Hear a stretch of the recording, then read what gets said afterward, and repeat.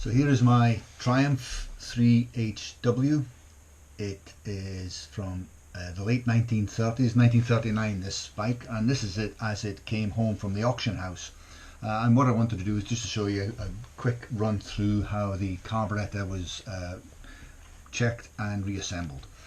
So this is the carburetor itself. You can see that it is bolted directly onto the cylinder, onto the barrel, and you can see the tap at the top, and it's just a standard brass tap that obviously fits directly into the tank itself.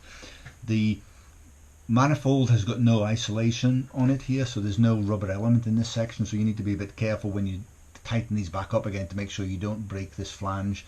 You need just to make sure you've got a small spring washer in here, and a light spring washer is all that you need when you're reassembling it.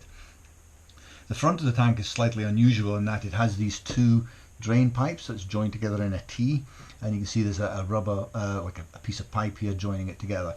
And what that does is it allows both sides of the tank to drain into the carburetor, and so therefore the tank itself is it folds over the top of the frame tube, and so therefore you effectively have two pockets of petrol in the tank.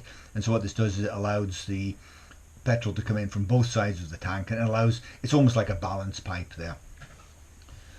The right hand side of the carburetor, again you can see how it's bolted onto the manifold, and there's no isolation in here at all of any kind, and there's the carb from the right hand side. So you've got two filler ports here for both sides of the tank, and you have a tap or two taps on the tank itself that feeds into the top of this.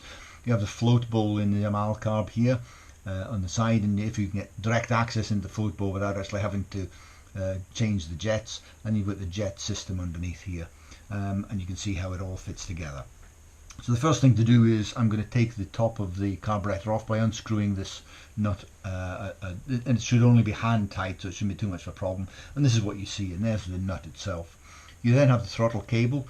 There's a little bit welded onto the end of this throttle cable which slides in through this gap. You then have the return spring, and you have the needle at the bottom here, and you also have a little clip.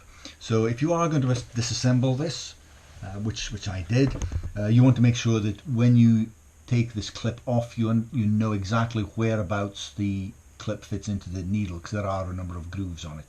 It's just a case of taking that out, compressing the spring, pushing the throttle cable down, and then out through this slot, and that's how you take that apart. This is what the carburetor looks like when you've taken it off the body and you've taken the slide out.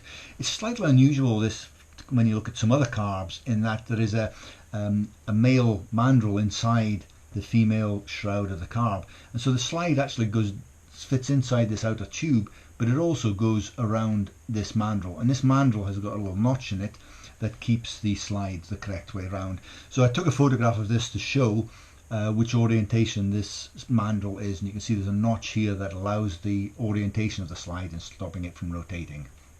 And again, you can see the bell mouth, and you can see the petrol feeds into the top of the float bowl.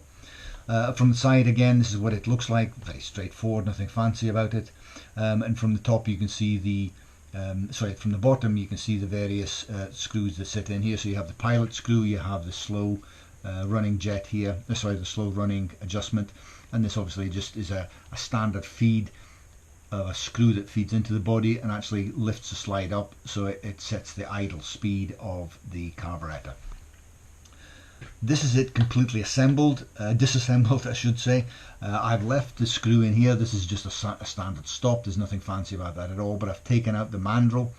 You can see the slides in the part here, you can see the needles out, the spring and the clip, and you can see here the various jets. You can see the main jet, and you can see the jet holder, and this is the float that sits inside the main body, and you can see here there's a float valve, and you can see there's the float seat. So what I did is I pulled all this apart, put them all into a fancy ultrasonic cleaner. I did obviously take out all the rubber elements, so I removed this rubber seal here, and I removed this cork seal from the outside of the float chamber, and they're just the screws that hold it together. And I put all of the items back together. Didn't make any adjustments, didn't put any new parts into this at all. I just wanted to make sure it was clean, took out all the gunk, and there was a fair amount of gunk in this lower jet holder here, and once I got that cleaned out, it looked like the rest of the carb was in relatively good shape, so I simply reassembled it, I put it together, and you'll see on one of the other videos that I've run how the bike started when I tried to kick it over for the first time when I put the carburetor back together. Hopefully you'll get a chance to see that video, and I hope you've liked this one.